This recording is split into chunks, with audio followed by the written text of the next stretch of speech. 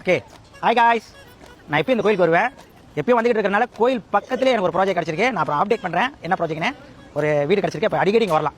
ரெண்டாவது இந்த தாங்கப்படியில் ஏறி எக்ஸசைஸ் வேறு பண்ணலாம். Oke, ini baru punya project di Selayang KL, dekat-dekat Batu Cave Kuya sana. Ini kita baru punya project. Oke, ini project kita tidak design sebab owner nak simple sudah, dia cakap tak payah design. Oke, kita nak buat lebih kurang macam ni 2 tingkat. Lebih kurang macam tu 2 tingkat kita buat. Kasih dapur, kasih besar. Nanti sudah siap kita update.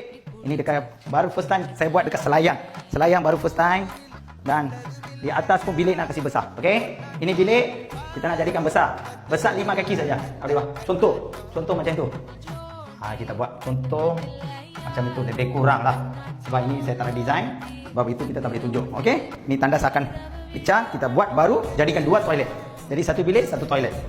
Okey. Ini saja. Terima kasih. Jumpa lagi.